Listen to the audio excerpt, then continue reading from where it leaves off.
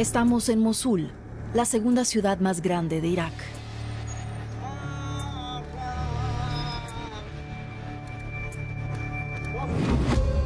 La organización terrorista que se autodenomina Estado Islámico controló esta ciudad durante más de 2 años.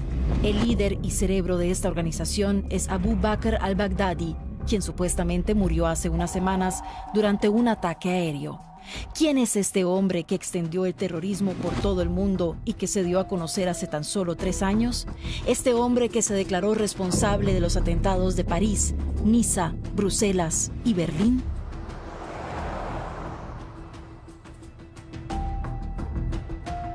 J'ai fait allégeance au calife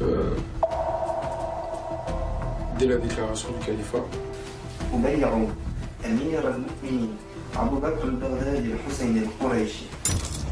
En enero de 2015, Amedi Coulibaly asesinó en nombre de al-Baghdadi cerca de París. En julio, Abdel Kermish y Abdel Malik Petitjean mataron a un sacerdote también en nombre de al-Baghdadi. Seguimos el rastro de un hombre que se convirtió en un nuevo y aún más cruento Bin Laden. Al-Baghdadi ha llegado a controlar un territorio inmenso con unos 50.000 milicianos, superando al artífice de los atentados del 11 de septiembre de 2001. Incluso sus hombres le llaman Al-Shabaab, el fantasma. Solo existe un video de él, un video propagandístico. En el transcurso de nuestras investigaciones hemos hallado fotos no publicadas del líder de Estado Islámico. Hemos viajado a Irak y el Líbano, a Jordania y a Estados Unidos.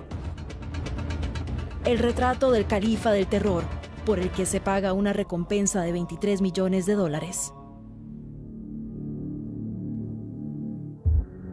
4 de julio de 2014, la mezquita más grande de Mosul. Ese día, el líder de Estado Islámico se presentó por primera vez en público. Es el único video que existe de él. El video propagandístico fue grabado por la sección de comunicación de Estado Islámico. Su objetivo es mostrar que Abu Bakr al-Baghdadi ya no es un caudillo más, sino que se ha convertido en jefe de Estado Islámico. Ese mismo día se autoproclama califa de todos los musulmanes.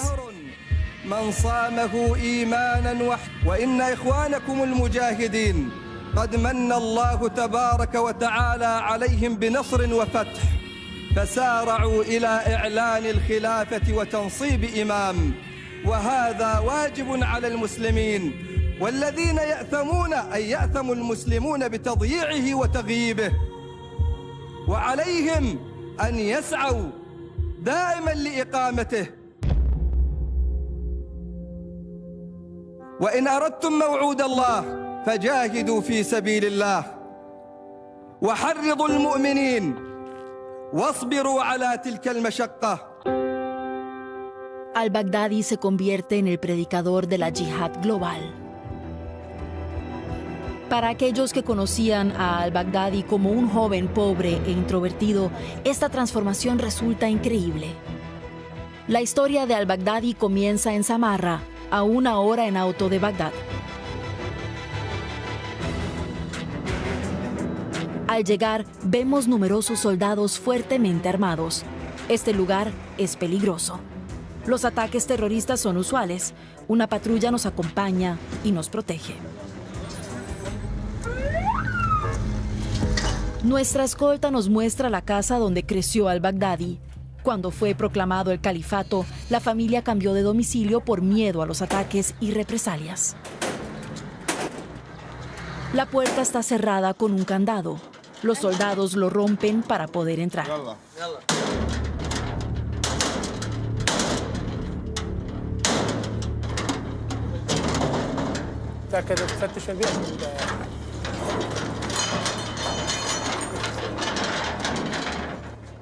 Los soldados están alerta.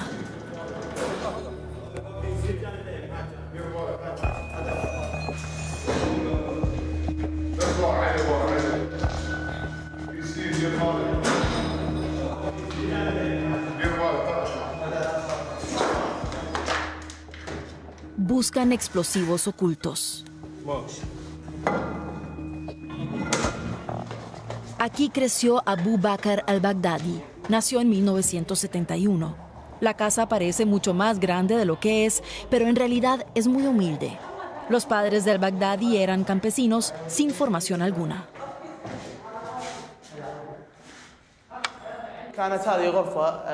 Parece que esta de aquí era su habitación.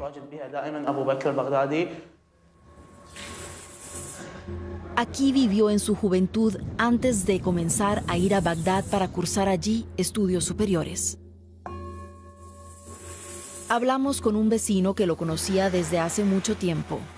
Nos lleva al campo de fútbol detrás de la casa. Entonces a al-Baghdadi le gustaba mucho el fútbol. Este vecino nos cuenta que antes se llamaba Ibrahim Awad al-Badri. Ibrahim, que ahora se llama al-Baghdadi, jugaba aquí al fútbol. Tenía un equipo, los mulás, y después prohibió el fútbol, a pesar de que antes le gustaba jugar. Al-Baghdadi llamaba a su equipo los mulas porque él y sus jugadores eran salafistas. Entonces deporte y religión estaban unidos para él. Ahora en los territorios controlados por Estado Islámico se multa a los que juegan. Más tarde al-Baghdadi impartió clases de religión para jóvenes en la mezquita situada junto al campo de fútbol. Allí nos encontramos con el jeque, que lleva el mismo nombre que el califa del terror, al-Badri. Pertenecen al mismo clan. Recuerda muy bien a aquel joven que quería convertirse en imán. Cuando era pequeño venía mucho a esta mezquita. Su casa estaba al lado. Más tarde le permitíamos predicar porque tenía una voz muy agradable y porque se sabía el Corán de memoria. Lo hizo muchas veces.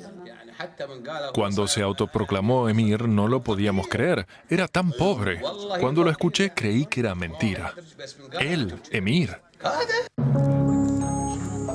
Un muchacho pobre y corriente. Sus parientes nunca lo consideraron una persona violenta.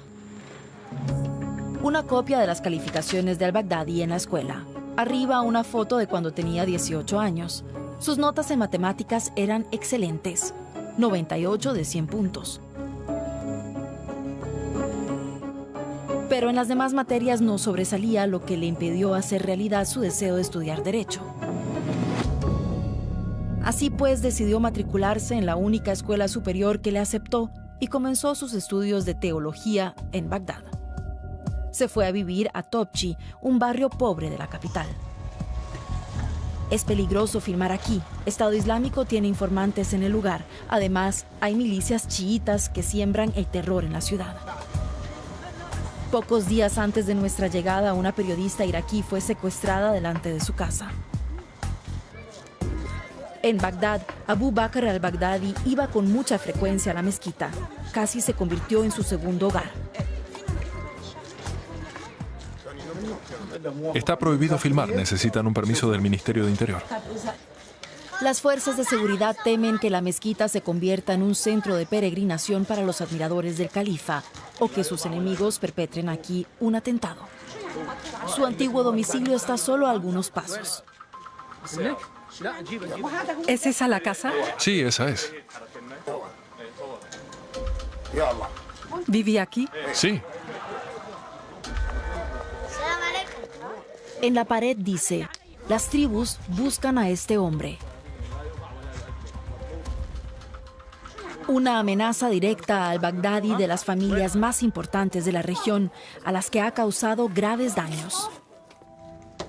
Hemos contactado con un hombre que conoció al califa en otros tiempos. Quiere hablar con nosotros, pero no ante las cámaras. Él fue testigo de la transformación del joven Abu Bakr al-Baghdadi.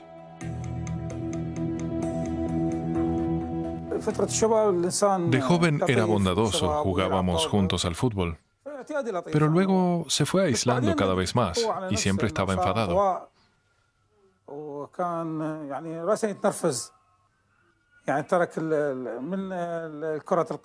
Dejó el fútbol, los juegos y la buena vida. Tomó el camino equivocado. Quería que todos se reprimieran y enumeraba las cosas prohibidas. Para él la vida era renuncia. Todo era pecado. Nos hacía la vida imposible. En el curso de algunos años, el joven apasionado por el fútbol se convirtió en un islamista perseguido por la justicia. Una serie de acontecimientos posteriores terminó de radicalizarlo por completo. Tras los atentados del 11 de septiembre de 2001, Estados Unidos culpó a Irak de los ataques. Según Washington, Saddam Hussein era una amenaza para Occidente. El 20 de marzo de 2003, el presidente George W. Bush declaraba la guerra a Irak. My fellow citizens, at this hour, American and coalition forces are in the early stages of military operations to disarm Iraq, to free its people, and to defend the world from grave danger.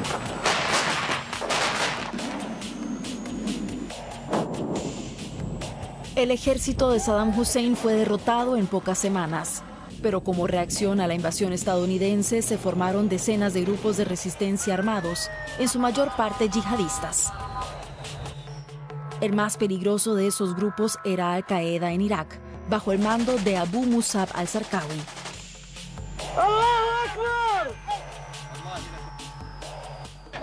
La cifra de atentados ascendió. Muchos de ellos eran ataques suicidas en los que el terrorista alcanzaba su objetivo con un auto cargado de dinamita. En aquella época, Abu Bakr al-Baghdadi vive todavía en Topshi. El islamista se ha convertido en un yihadista, funda una pequeña milicia y ejecuta ataques menores.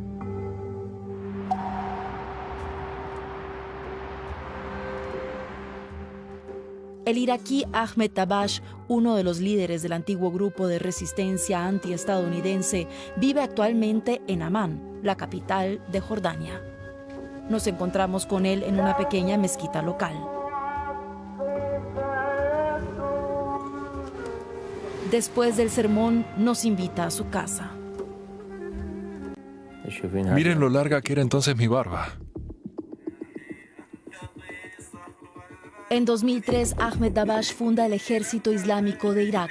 Su agrupación yihadista perpetra numerosos atentados y publica videos de propaganda en la red, como este.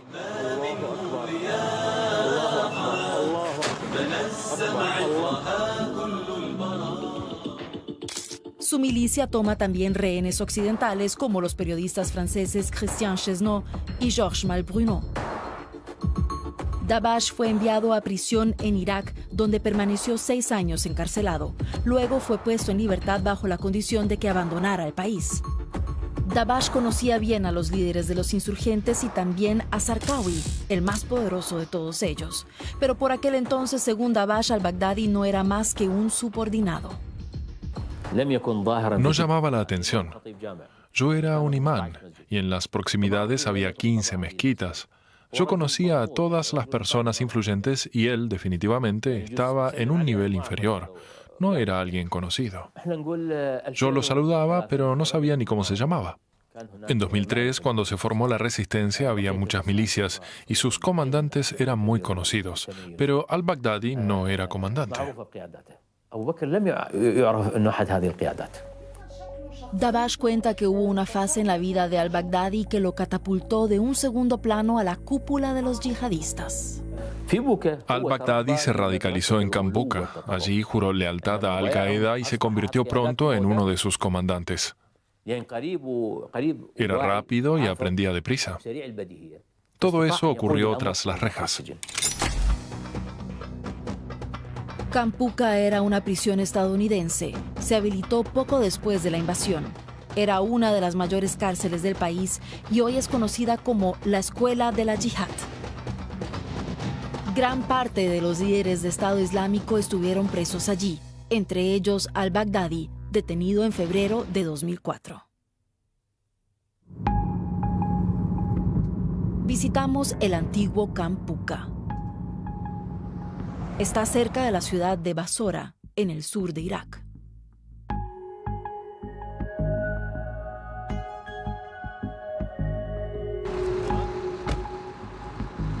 Varios soldados armados y un antiguo prisionero, Abu Ammar, nos acompañan. Abu Ammar fue acusado de ser un insurgente. 7 meses después, fue puesto en libertad por falta de pruebas. La antigua cárcel se encuentra a 1 hora en auto.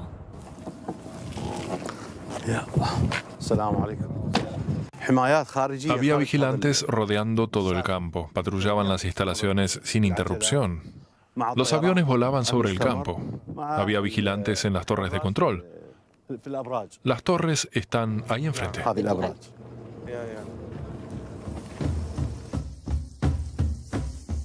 Existen pocas imágenes de aquellos años. La prisión se abrió en 2003 y se bautizó con el nombre de un bombero norteamericano que murió en los atentados al World Trade Center de Nueva York el 11 de septiembre de 2001. Aquí estuvieron internados 20.000 hombres. Por un lado estaban los presos a los que se acusaba de yihadistas. Por otro, soldados y altos mandos del ejército de Saddam Hussein que habían sido detenidos durante la guerra. Ambos grupos formaron el posterior núcleo de Estado Islámico en torno a Abu Bakr al-Baghdadi. Los presos llevaban una vida dura en el desierto. Dormían en carpas o en contenedores.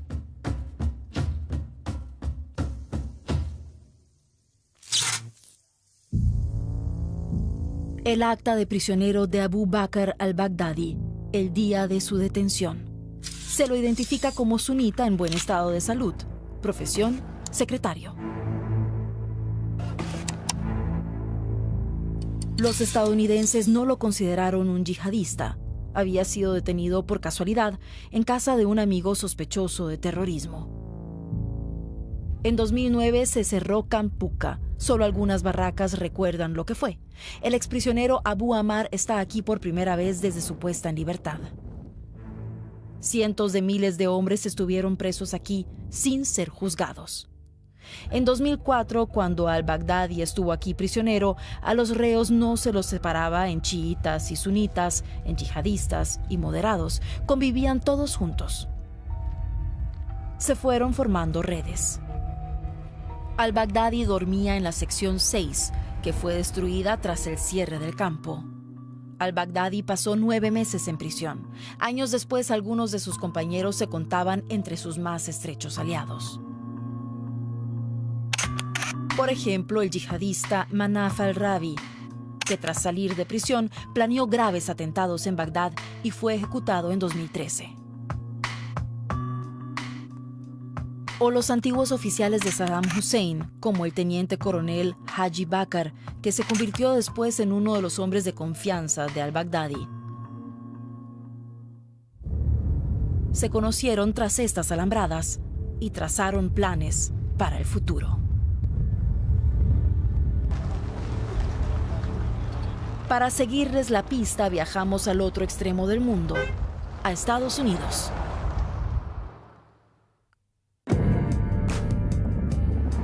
En Washington nos encontramos con Anesh Pekhat.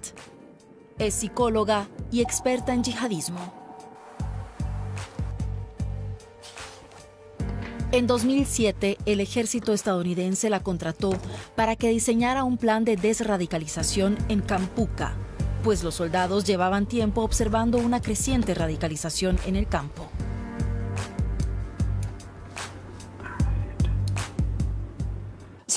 Algunos radicales estaban encarcelados con hombres detenidos por cometer ataques. Los soldados tenían pruebas de que se relacionaban entre ellos. Las cámaras de vigilancia muestran cómo se enseñan entre ellos a construir bombas con ayuda de dibujos en la arena. Pero los oficiales estadounidenses deciden no hacer uso del programa de desradicalización. Anesh Pekhat ve en ello una parte del origen de Estado Islámico. Sabemos que al-Baghdadi y la mayoría de los miembros de Estado Islámico estuvieron en Camp Puka. Se encontraron allí y empezaron a trabajar juntos. Habíamos concebido nuestro programa para llegar a este tipo de gente y convencerlos de que el terrorismo no solucionaría sus problemas. No pusimos en práctica el programa, aunque estaba listo. Fue un error y ahora nos vemos en esta situación.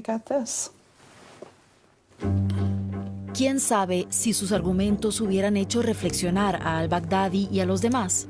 Pero sí confirman que se unieron por primera vez en Kampuka. Sin embargo, sigue sin estar claro cómo el muchacho pobre de Samarra se convertiría en líder de la yihad global.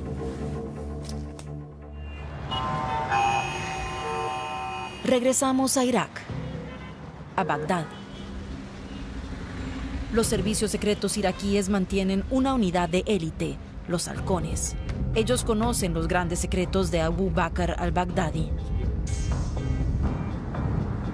De manera excepcional nos permiten filmar las instalaciones. Para su protección, se han difuminado sus rostros.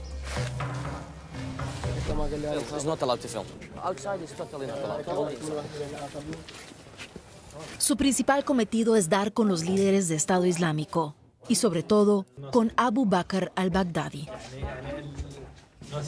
Mucho de lo que han averiguado se ha mantenido en secreto hasta ahora. Nos permiten hablar con uno de sus presos más importantes.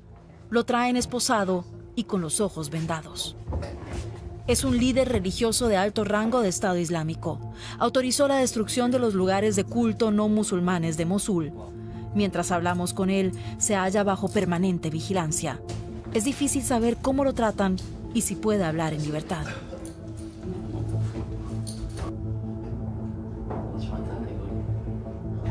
¿Me podrán ver el rostro? No, lo pixelaremos para que su cara no se reconozca. Nos confirma que en Kampuka conoció en persona a al-Baghdadi. Muchos de los líderes más importantes sunitas y chiitas estuvieron en Kampuka. Entre los sunitas estaba Ibrahim Awad, conocido como Abu Bakr al-Baghdadi. Lo alojaron en la sección 6. Nos dice que al-Baghdadi entonces apenas llamaba la atención. Era muy introvertido y difícil de entender. Él era un imán, pero estaba muy aislado y era retraído. En sus sermones faltaba la pasión y no tenía ningún carisma. No era capaz de crear unidad entre los fieles. No sé si ese era su carácter real o representaba un papel. En cualquier caso, pasaba desapercibido. Jamás me hubiera imaginado que este hombre, nuestro imán en Kampuka, se radicalizaría tanto. Le puedo decir que fue una transformación radical.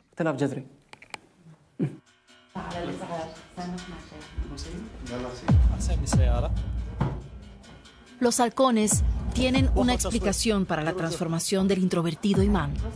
En otra habitación nos muestran una pared repleta de retratos. Estos hombres son considerados los dirigentes más peligrosos de Estado Islámico. Casi todos estuvieron presos en Kampuka, el centro de detención estadounidense. Casi todos han muerto. Algunos están en prisiones iraquíes a la espera de un juicio. Muy pocos siguen fugados. Y este es Abu Bakr al-Baghdadi. Esta es su foto.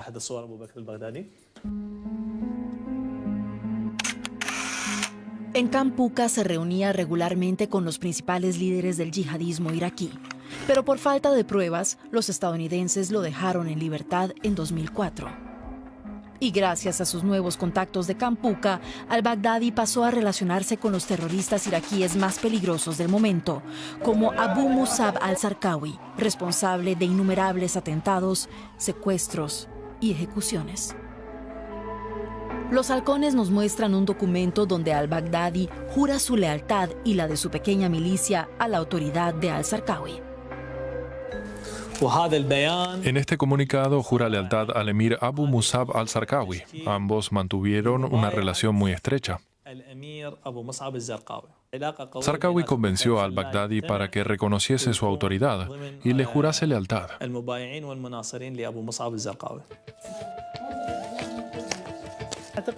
Los halcones poseen información muy valiosa. Por ejemplo, imágenes no publicadas hasta el momento de al-Baghdadi.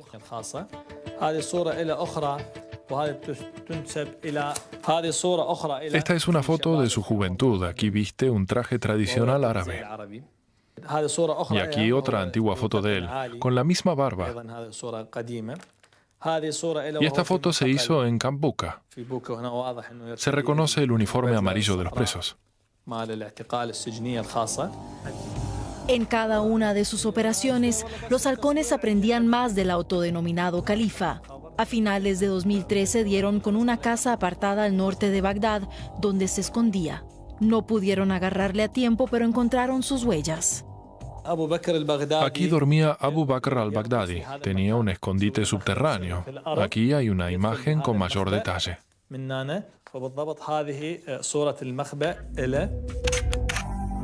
Ya antes de proclamar el califato, al-Baghdadi vivía en la clandestinidad. Saddam Hussein fue detenido en 2003 en un escondite similar. En la madriguera de al-Baghdadi, los halcones encontraron armas y un cinturón de explosivos, supuestamente para darse muerte en caso de ser descubierto y evitar así la detención. También dieron con documentación personal que aportan información sobre su vida. Durante el registro de su casa encontramos estas fotos actuales, todas estas fotos. Aquí están las fotos de sus dos esposas, Asma al-Kubaisi y su segunda esposa, Isra al-Qaisi. Estos son documentos de identidad falsos para su familia, de sus hijos y sus dos esposas. También encontramos documentos de su puño y letra.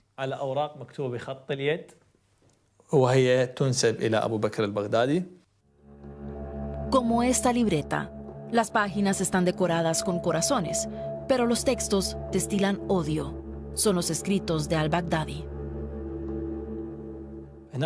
Este texto está dirigido a uno de los emires de la organización. Le dice que quiere atacar a los estadounidenses y a los judíos en Kurdistán, y luego escribe que Dios te bendiga. Los halcones dicen que tienen rodeado a al-Baghdadi y esperan poder desactivarlo pronto. Si lograran neutralizarlo, ¿sería el fin de Estado Islámico? No, Estado Islámico es más una ideología que un grupo determinado, pero sí que quedaría debilitado. Pero la guerra está muy lejos de llegar a su fin.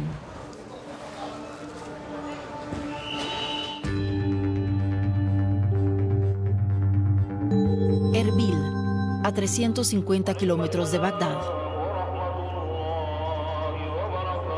Es la capital de la región autónoma de Kurdistán. Queremos averiguar por qué a mediados de la primera década de este siglo, muchos iraquíes como al-Baghdadi se unieron a los yihadistas. Tenemos un encuentro en una prisión de Erbil. Tras estos muros se encuentran unas 50 presas, entre ellas una iraquí de 24 años que fue detenida cuando iba a perpetrar un atentado suicida. Esta es la cocina, aquí trabajaba antes. Para Doa, este es casi como un segundo hogar. Las presas pueden salir durante el día de su celda. Esta puerta la decoré yo, pinté las flores, es la parte más linda de la prisión. Una prisión poco convencional. Tras estas cortinas se encuentra su celda, su dormitorio.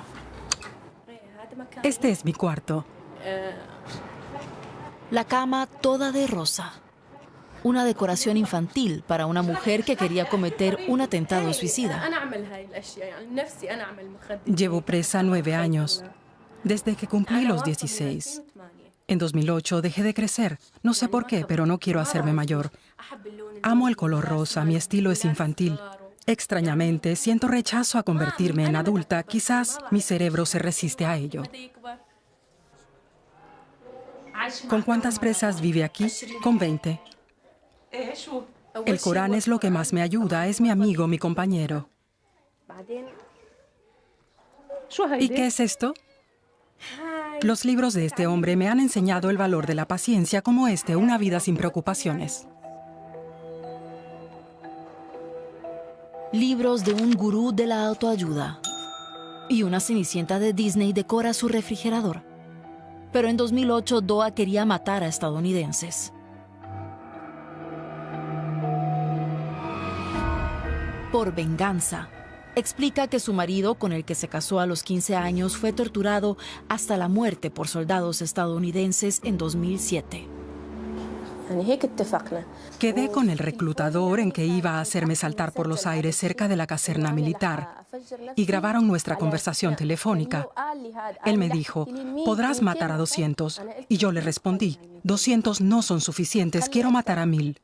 1000 estadounidenses para vengar a mi marido. Doa ha cambiado mucho tras 9 años entre rejas, pero todos sus parientes siguen siendo yihadistas radicales. Tenemos fotos de algunos de ellos. Uno de sus hermanos, a la derecha, se unió a la yihad en Siria, murió en combate. Su segundo hermano está en una prisión iraquí a la espera de su ejecución. Fue comandante de una unidad de Estado Islámico. Su padre está preso en Siria. Se le acusa de ser uno de los principales patrocinadores de Estado Islámico. Pero otro de sus parientes es aún más cercano al núcleo duro de Estado Islámico. Su hermana mayor, Saya, es nada más ni nada menos que exesposa del mismo califa. Ella fue durante unos meses segunda mujer de al-Baghdadi. Le pedimos a Doa que llame a su hermana. La directora de prisión lo autoriza. الو السلام عليكم. عليكم السلام حبيبتي، كيفك؟ شو اخبارك؟ الحمد لله بخير، انت شلونك؟ الحمد لله الحمد لله. لا تخافي.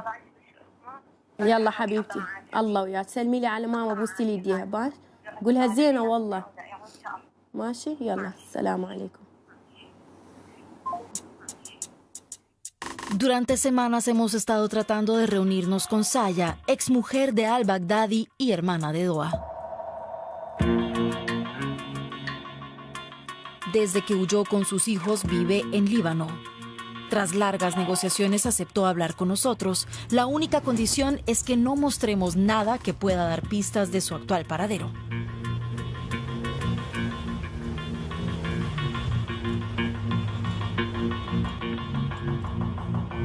Así que nos llevamos a Saya a una casa anónima en medio del campo. En el auto también viaja Hayar, de 8 años e hija de al-Baghdadi. Su parentesco fue confirmado por el Servicio de Inteligencia libanés con un test de ADN.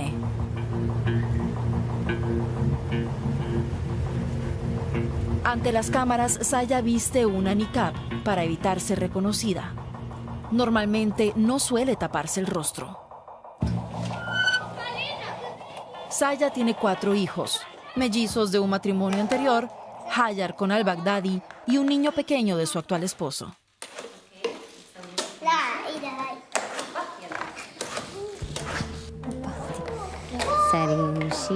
A pequeños pasitos, camina poco a poco. Venga, Omar, dame la pelota. Su primer esposo murió luchando contra Estados Unidos. Unos meses después, su padre decidió que debía volver a casarse. En 2007 se convirtió en segunda esposa de al-Baghdadi. Yo no sabía que estaba involucrado en la lucha contra Estados Unidos. No sabía que estaba en la resistencia. Solo sabía que daba clases en la escuela superior y que por las noches regresaba a casa.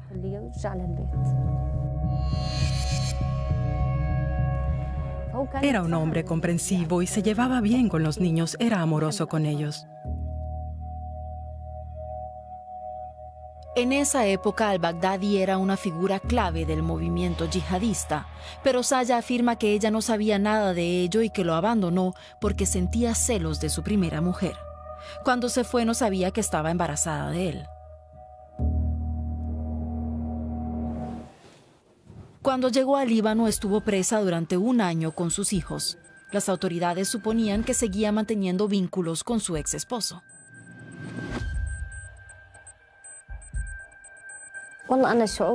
Yo personalmente creo en el versículo del Corán que dice: no pagamos por los pecados de otros.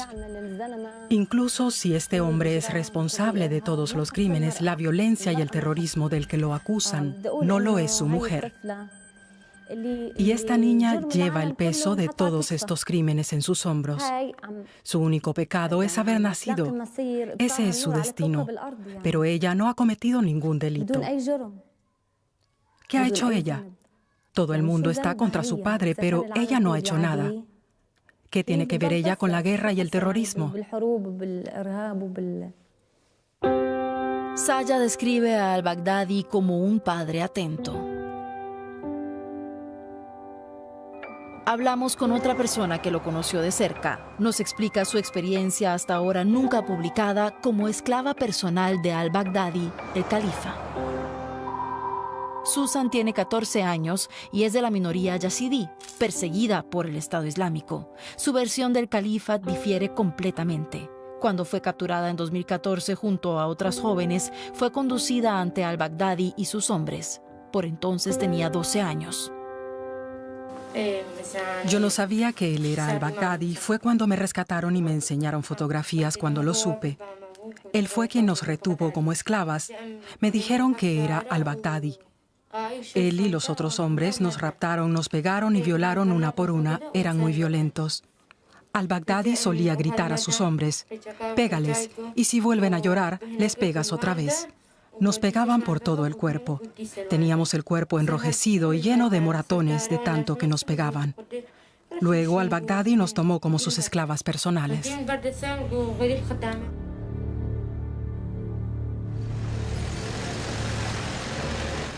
Las mujeres y niñas yazidíes capturadas por los miembros del Estado Islámico fueron usadas como esclavas. Casi todas fueron violadas. Tras varios meses, Susan trató de huir con otras niñas, pero fueron capturadas de nuevo. Nos volvieron a pegar, pero con mucha más fuerza. Esta vez nos pegaron al-Baghdadi, sus mujeres y sus hijos. ¿Y con qué os pegaban? Con zapatos, palos y cinturones. Tras 2 años de cautiverio, Susan consiguió fugarse. En octubre llegó a Alemania. La CIA la interrogó para lograr la mayor información posible sobre al-Baghdadi.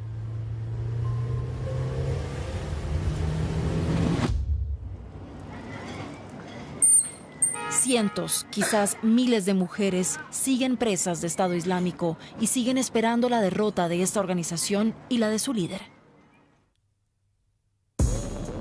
A mediados de los 2000, al-Baghdadi se hace con más influencia dentro del Estado Islámico, la organización que sucede a Al-Qaeda en Irak. En 2006, Estados Unidos logra matar a su líder, al-Zarqawi. Al-Baghdadi va ganando peso en la organización y 4 años después, a la edad de 39 años, se hace con el control de Estado Islámico. Nos encontramos con Hisham al-Hashemi. Es investigador y asesor al gobierno iraquí en la lucha contra el terrorismo. Al-Hashemi siguió de cerca el ascenso de al-Baghdadi en 2010. Por entonces, Estado Islámico todavía seguía estando bajo control de Al-Qaeda. Tras su nombramiento, Bin Laden recibió una carta en la que se le informaba que al-Baghdadi había sido nombrado emir. Así, al-Baghdadi le juró lealtad al padrino del terrorismo global. Al-Baghdadi no tardó en sembrar el caos. Una nueva ola de violencia sacudió el país como nunca antes. En esa época, al-Baghdadi contaba con pocos hombres y poco dinero, así que se centró en operaciones dirigidas y de gran alcance en Bagdad. Fueron los llamados días sangrientos de Bagdad. Entre ellos unos terribles días en octubre de 2010. El sábado 30 de octubre, a 70 kilómetros de Bagdad, estalló un coche bomba matando a 26 personas. Al día siguiente, durante una misa en la Catedral de Bagdad, tomaron 120 rehenes cristianos. 58 fueron asesinados. 3 días después se realizaron 13 ataques simultáneos en la capital, con 76 víctimas mortales.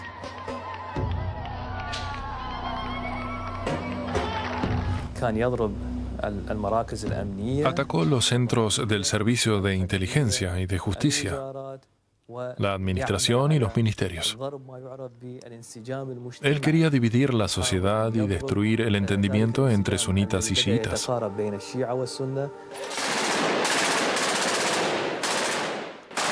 Cuando en 2011 se inició el conflicto en Siria, al-Baghdadi pudo extender su influencia, participando en la creación de una ramificación de su organización, el Frente al-Nusra. Sus hombres luchaban así en Irak y en Siria.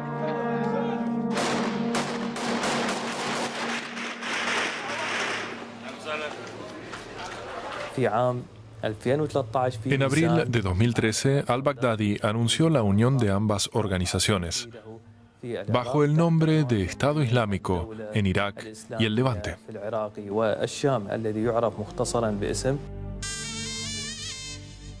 También llamado ISIS en árabe, el nombre de la organización no tardó en dar la vuelta al mundo. Al-Baghdadi se deshace de Al-Qaeda y se convierte en el único dirigente de ISIS. Es la primera vez que una organización terrorista controla un área de tales dimensiones. Un territorio que se extiende desde Irak a Siria, con millones de habitantes en sus dominios. Estado Islámico asesina, detiene y tortura. Soldados y periodistas se convierten en sus rehenes, su cautiverio se escenifica.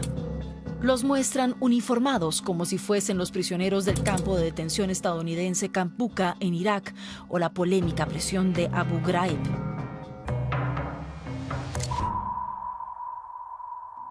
Pero al-Baghdadi no se queda en el mero paralelismo. Sus hombres filman las ejecuciones de cientos de sus presos. En ocasiones a veces son niños quienes toman el rol de verdugos.